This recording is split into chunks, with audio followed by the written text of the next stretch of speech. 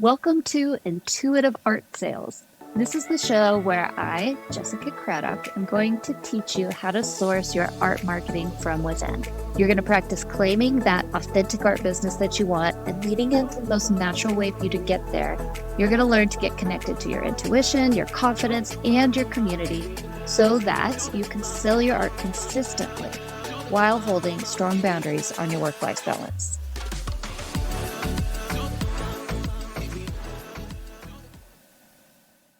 Welcome back to Intuitive Art Sales. Today I'm here with Maura, and funny little tidbit here. We recorded this 2 days ago and somehow I didn't hit record.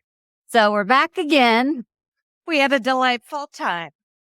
We had a delightful time and a delightful conversation, but I felt like I needed to pre-reference that because I feel like inevitably somehow we're going to end up addressing the things we talked about last time.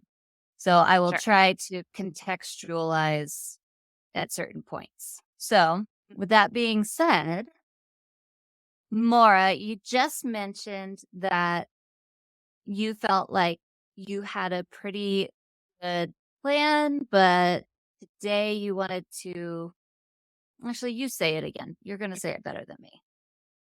So our conversation on Tuesday, it was delightful, but I feel like I was kind of all over the place, which absolutely goes with the fact that I have ADHD.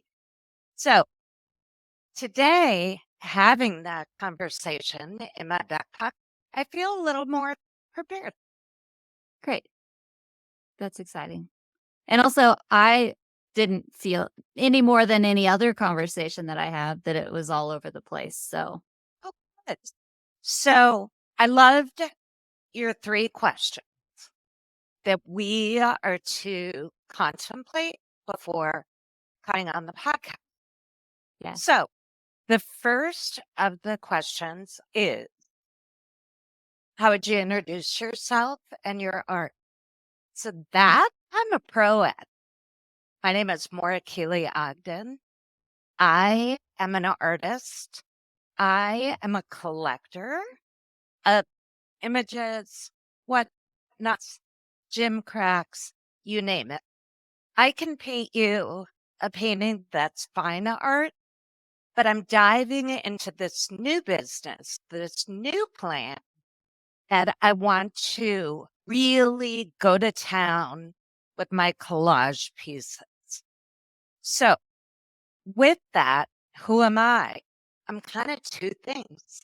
And I'm wondering, how do I merge that and be still kind of a fine artist, but also have this new adventure in a new town that we just moved to? The other thing you asked was, how would you describe your business? Okay, so I don't know. I have a virtual gallery and I have a darling desk in downtown Mooresville, a teeny tiny town in North Carolina. It is a provision shop. She only carries North Carolina merchandise. And I am the artist in residence. Sometimes I buy something from her shop, I paint on it, I sell it. Sometimes I work on a big painting. Afternoons, I might take my radio flyer wagon and I walk around town and sit and talk with different people and work on my art. So that's a lot, right? Trying to make sure that if it is even a question, that I understand the question, which I think is, when we talked last, we really dove into the collage side of your business. Correct. And today you're saying, actually, wait, I don't want to leave the fine art behind. I want to do that too. Correct. Okay. It's like I'm looking for a both and, not an either or. Okay. So let's start with a question, which is, how do you define fine art?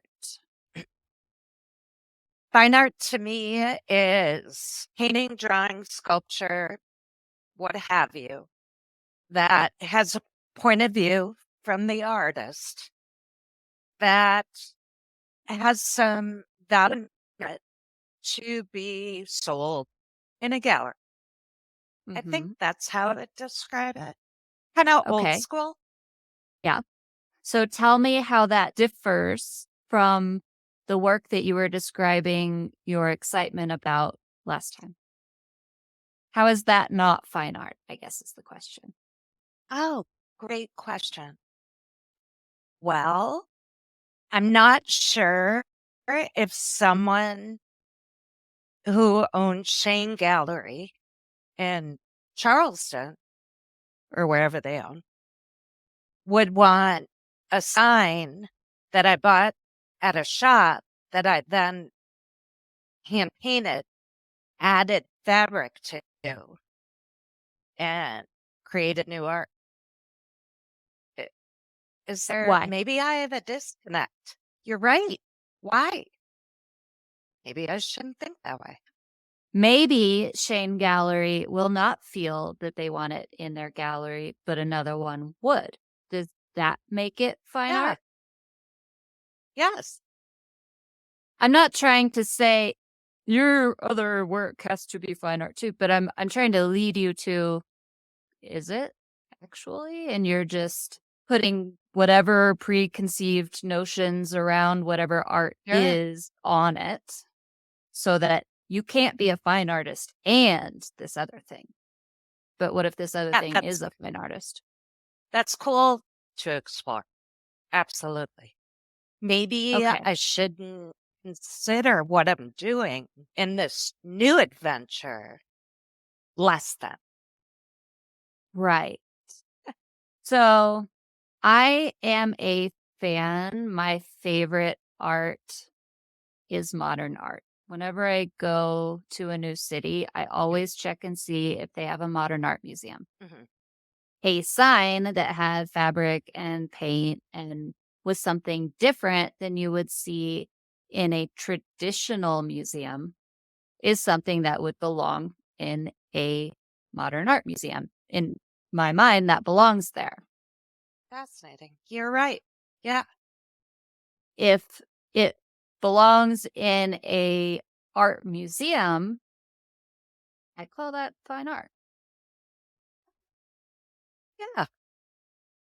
That's just my opinion. Other people are going to have other opinions. But if you treat it like it is fine art, then other people are going to treat it like it's fine art. Not everyone, because everyone has their own opinions, but more people will.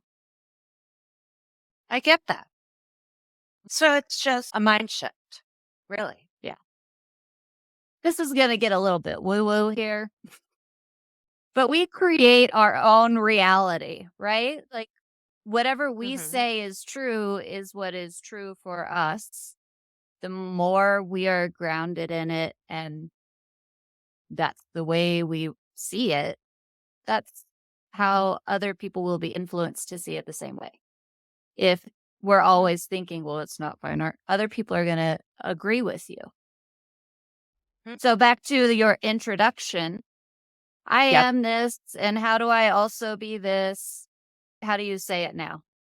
Assuming we believe this new belief to be true, how do you now introduce yourself? Mm. So what if, darling Jessica, I say I'm an artist. I, in the past, have stuck with acrylic and oil painting, and I'm exploring new mediums. It's not super exciting. I'm Boring. being perfectly honest. Okay, we Huh? just found our direction for today. We are doing your elevator speech. Love it. So it starts with, I am. This Mm. might be a hard word for you. Normally, painter, photographer, sculptor, whatever goes in here. What are you? Mhm. I'm a creative. I'm a creative. So, in exploring different forms of artistic expression, I know that I want them to bring me joy and others joy. Does that work in an elevator? It's getting closer. So, okay, we were gonna do the formula, but we're gonna back up here and Okay. we're gonna address what you just said because that's gonna help us with the second part of the formula. So, Maura, you just gave me an answer, but say it again. Why do you create art? I create art to bring myself joy and others joy. I create art, have an experience in the creating, and I like to share that with people. I'm gonna ask a different question because I think this will help. Sometimes, why do Okay. you create art ends up being very broad and overarching, and we narrow it down from there. But I Okay. think this is going to be hard to narrow down. So Okay. instead of that question, I'm going to ask you, why do you create collages with found objects? Collage to me begins with an intention in that you're out and about, you're exploring the world, you find something, you then pick it up, bring it home, assemble, and in a way, you have a story before the art piece has even begun. Mhm. Working on it and then bringing in my skill set of perhaps a ripped piece of a drawing, or I'm not really a quote person, but Mhm. maybe it's some fiber, fabric. To me, the assembling of it gives me great joy because it's an experience. Okay. I think we're getting somewhere. So I just wrote down everything you said. You start with an intention. You explore the world. A story is Mhm. formed. You assemble with your skill set, which brings you joy through the experience. I'm not going to go deeper on the joy part right now because I believe that it gives you joy. I believe that it gives others joy. Okay. And most artists' art, not all, but most, they want to bring joy and it gives them joy. So, what Okay. we're looking for is your uniqueness, your Hmm. perspective is maybe a Hmm. good word for it. So, you Okay. said it starts with an intention and exploring the world. Why is that important? That's pretty big question. It is. There is so much of humanity in little traces, the world, nature, a city, park, an old building, a new building. I love finding the little thing that was left behind, or maybe a piece of a screw that got rusty that so perfectly can be missed, but I find it. Mm, I love both of those things you just said. It's one thing, but I wrote it down as two. There's humanity Okay. in the traces. And also, I love finding the thing left behind that can be missed. Yeah. There's always a story to be found. Humanity in the traces. There's always a story to be found. I really like the phrase humanity in the traces, but I don't think standing alone that it makes sense as a standalone phrase. So let's keep going. Okay. Traces of what? The things left behind. You said that. Mhm. there's things left behind everywhere. How do Yes. you decide which traces have the most humanity, have the most stories to you? Generally, something will spark a memory of my own. Often, it could be like just a gorgeous patina on a rusty whatever. And I find that when you see these remnants of people, these discarded things or forgotten things, they fit in so well into nature.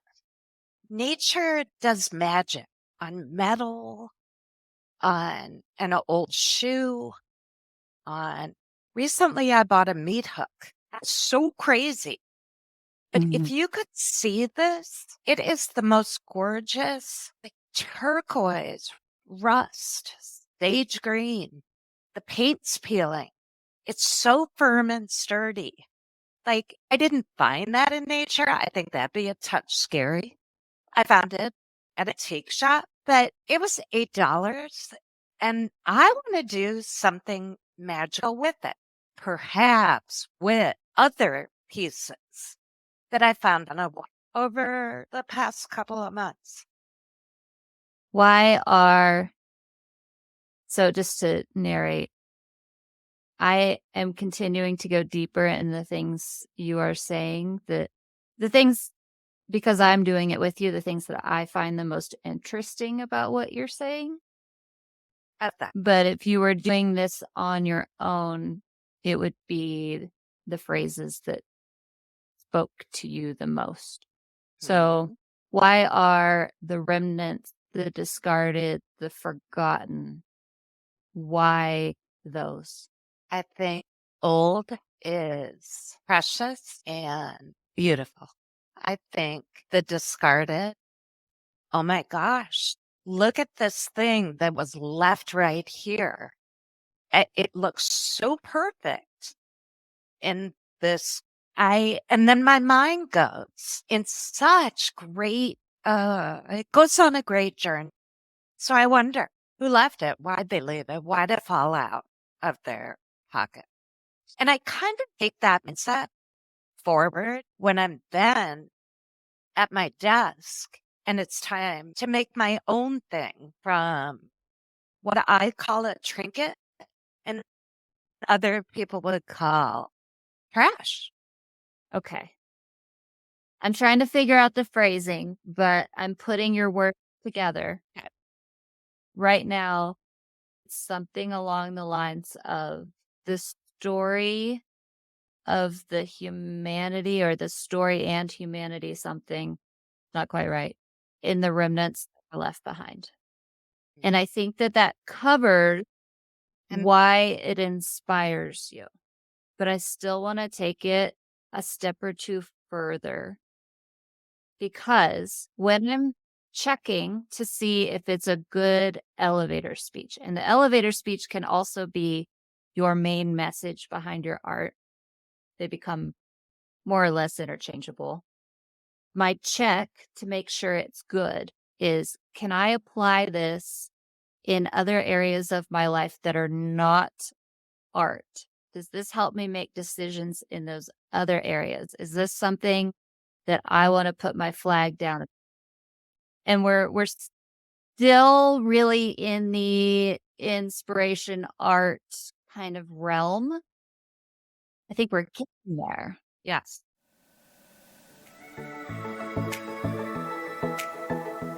Hey there, fellow artists and creative souls. This one's for you. If you're tired of the hustle, the endless marketing strategies that just don't feel like you, and the struggle to find the consistent income from your art, listen up. I want to introduce you to the Consistent Income for Artists program. It's not just another art marketing course, it is your personal roadmap to authentic sales and a more fulfilling creative life. Imagine finally getting paid what your art is worth while still having time to enjoy what you love most. Are you ready to stop playing small and start seeing tremendous growth without losing sight of your art's true essence? It's time to become a better artist, not just in your creations, but in your marketing too. And let me tell you, we've all been there, feeling the self-doubt creeping in, burning out, playing small. But here's the thing, it's not your fault. It is time for an upgrade. One of our artists, Laura, said, I had a lot of self-doubt in my brain trying to talk me out of it, but I did all the things you said and it totally worked. It's not about passion versus money. It's about both. So join us and discover the secret to selling your art authentically, building confidence, connecting with your dream buyers, and creating a structured yet flexible marketing plan. I'm Jessica Craddock, and I have helped countless artists like you make 3 times more in their art sales within the first year. My consistent income program focuses on growing as a person just as much as the doing so that you can actually get ahead of the game this time. This program is for you if you're ready to make your big vision a reality, connect with the right people, and build a community that fuels your creativity. It's time to trust yourself, get out of your comfort zone, and leave the world a little bit more beautiful with your art. Don't settle for mediocrity if you can have more.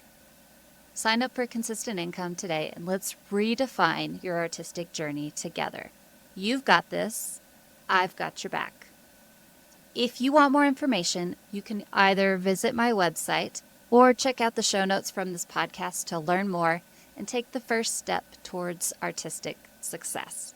And if you're not quite ready to sign up now, send me an email at jessica@theartistmarket.co with any thoughts or questions you have, and we'll decide if it's right for you together. Talk soon.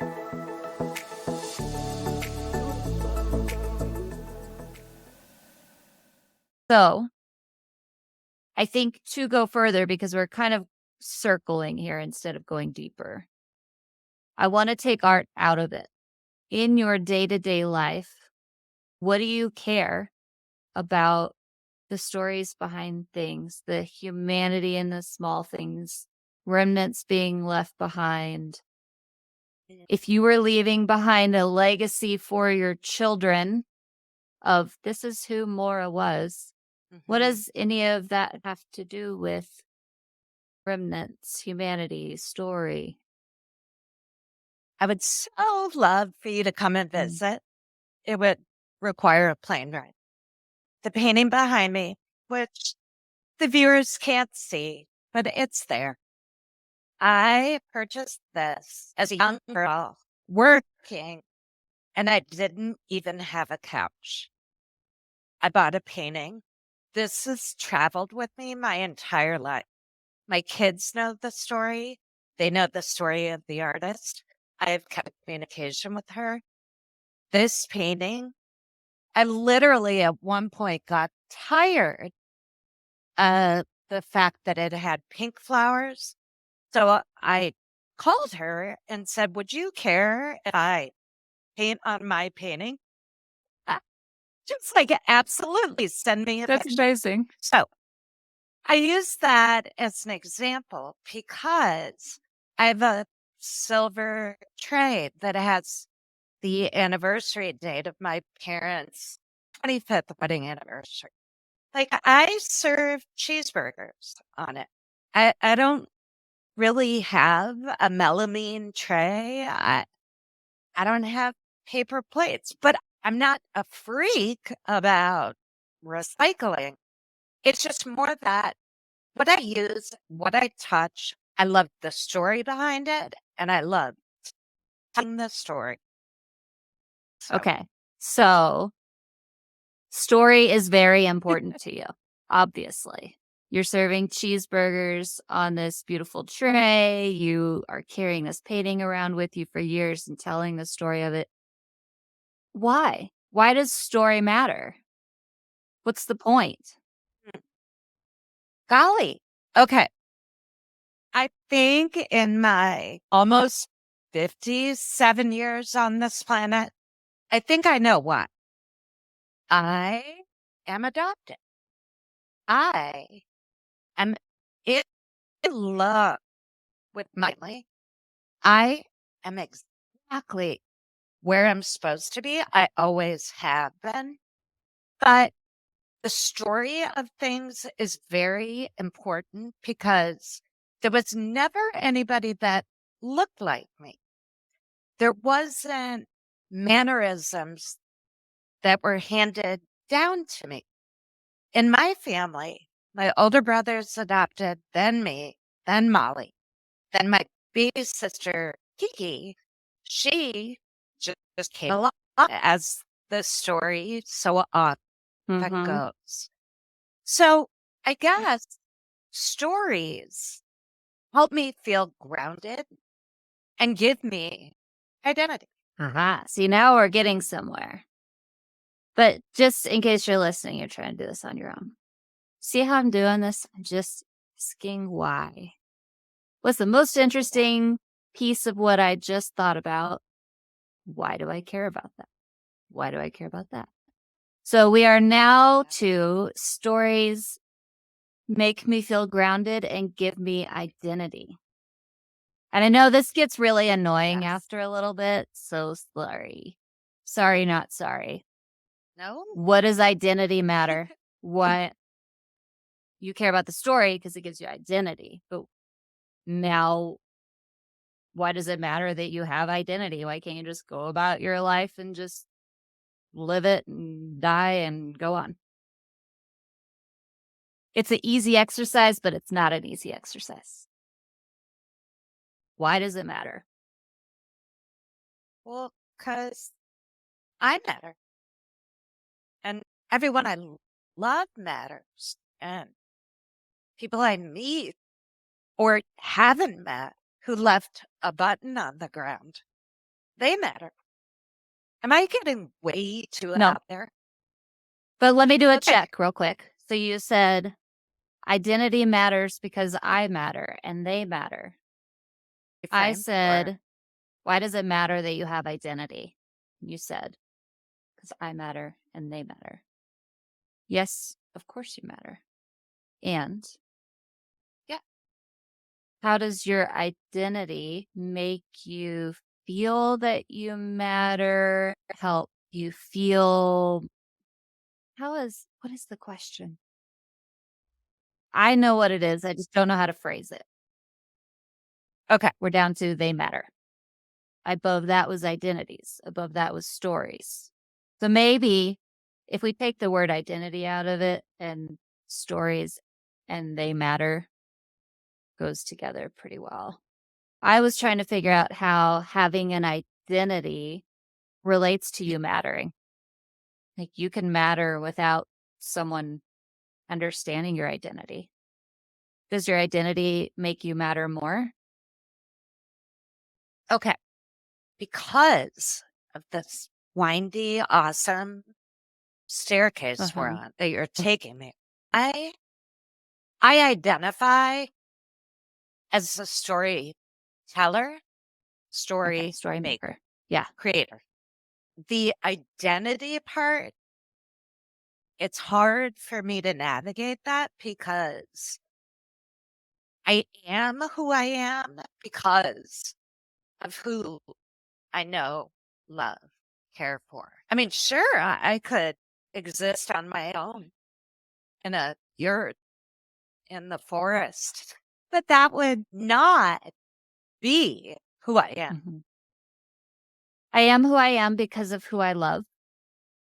I care about telling the story, and I am inserting my own words here. So let's just Please, go round and round a please. little bit more. I love it. I am who I am because of who I love, and being able to tell their stories makes me feel connected to them. But also, I care about the stories of people I don't know because people loved them and they had an identity, and I want to know more about them and who they are. You care about things not being forgotten. You care about making people feel special. You care Yeah. about keeping legacies alive through stories. Yes. So I feel like it all comes back to everyone is important and everyone should be remembered. That's not very profound of Yeah. a statement. Not a super unique thing to say. Right. And I said it, you didn't say it. But I feel like that's kind of what you Yeah. are embodying in all these answers you're giving me. Uh-huh. Okay. What if it's remembering humanity in the things that have been forgotten, in the remnants, in the discarded? You can pick the word you like there. But something along those I like lines. it. A lot. A lot. Because I've kind of in all of our talking and this adventure of me and my husband relocating from Chicago to this small town called Mooresville. I am literally living Mm. my dream with this amazing guy whose dream is we share it. And I am not exactly sure if the world needs me to purchase another canvas at Mm-hmm. Michael and buy more paint and more brushes and paper towel. It's like the doors have flung open, and it's the smallness that we said yes to that I'm so excited. And in talking, you've really given me profound things to think about because to create this, let's call it elevator speech or Diddy. ditty, Diddy works. it isn't going to be very run of the mill. Like, I'm not saying I'm special, but We're trying to what? verbalize the specialness that you most want to embody and bring to the world.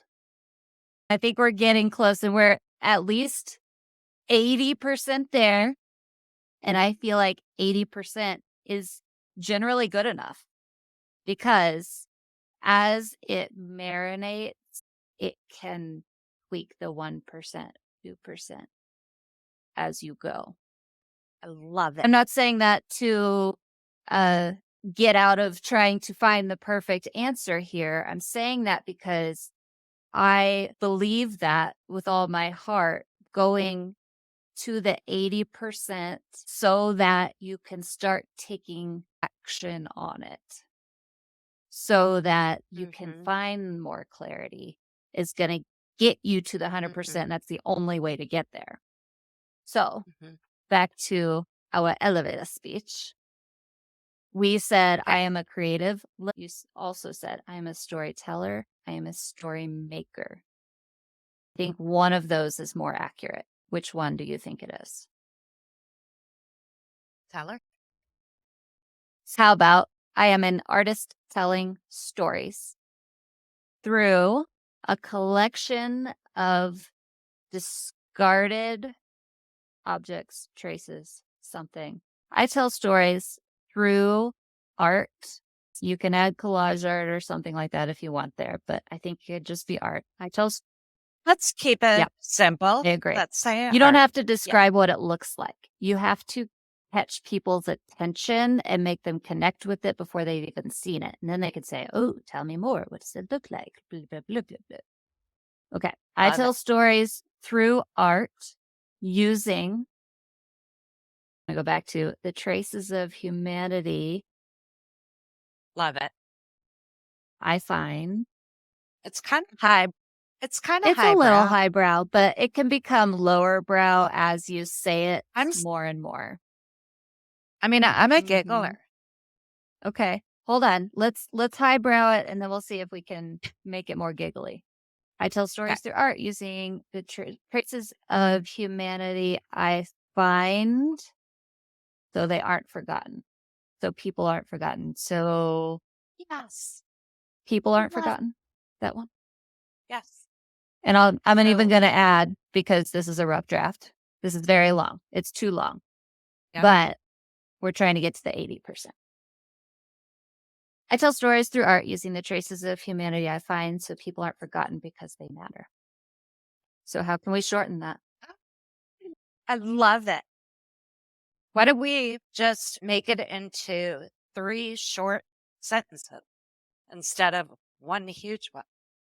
We could do that. I would rather, if I get to pick, I want you to have one easily understandable thing you can say that rolls off your tongue and makes people say, tell me more. Oh. And then you go forth and tell the whole page of things that I wrote down. But we just want one. Was walking through the forest. As I was walking through the forest, I found a meat hut. Okay. I tell forgotten stories through art, so people aren't forgotten because they matter. I tell forgotten stories through art because they matter. Because people matter and their stories matter. Because people and their stories matter. Last time. I tell forgotten stories through art because people and their stories matter. But that's short and sweet, not as highbrow, easy to understand. I love it. Great. That, my friend, is what is at the core of your art. It's at the core of who you are as a person, of the things you surround yourself with, of the actions that you take. You're telling stories because they matter, and you don't want people to forget them. Right on. That's your brand. Also, coming back to the very beginning of this conversation where we were talking about, well, fine art versus this. When it has that message behind it, it can't not be fine art, in my opinion. And if you did go create quote unquote fine art that you were describing at the beginning of this recording, I don't think it would be as true to you unless it became some version of what you were doing on found objects. You have literally figured out the disconnect. It's been like a dichotomy almost until me and Bill landed here in this beautiful little town. And I'm like, oh, this feels like home. I miss my people. But there are so many people to meet and so much to explore and create. And stories to be found. Thank you. Yeah. Little traces. I feel like you need to go make some art now. Everywhere. I do. I do. Okay. I just walked around downtown Mooresville with a painting and put it in printed up windows, took pictures. I met 3 dogs. I met a darling woman who's an author. She gave me a book. I mean, you can't beat it. I have moved to a small town myself, and I'm like, this is my place. Even though I love big cities, but I want to visit them, not live in them. This is just a random inspiration idea I'm going to throw at you, and you can take it or leave it or store it for later. If you could find people who are expert on the objects that you are drawn to and have them tell the story. I mean, they don't know the story of the person who used it, or it could be a fiction writer who makes up the story. Maybe it's a book where you create the images that go with the story.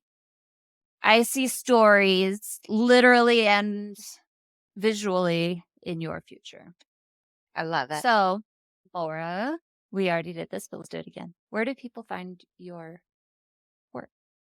Can be found on Instagram. I am MKO_studio_artist. Facebook, I am Maura Kealy Ogden. And I have a virtual gallery, which I'm reworking. And that is mko-studio.com. And that is where you put what we just wrote on that website, front and center. I am so excited. I want to say one more thing, and then you get to go. Do you see how this is so much more you, so people can understand you and your work and why it matters compared to, which was not bad. It just didn't say anything to bring myself and others joy. Yep. It's completely different. 100 jillion%. Really, truly. You're welcome. Thank you. It was a pleasure. I mean, all right. I'll talk to you soon. Okay. Love you, baby. Thank you so much for listening to this episode. If you haven't yet, be sure to hit subscribe so that you can get new episodes loaded straight onto your phone as soon as they're ready. And as an added bonus, when you subscribe, it helps other artists find this advice so we can learn how to make our art more valuable as a community. What could be better than that? And be sure to say hello and let me know you've been listening over on Instagram. My handle is @ArtistMarketCo. I would love to hear from you.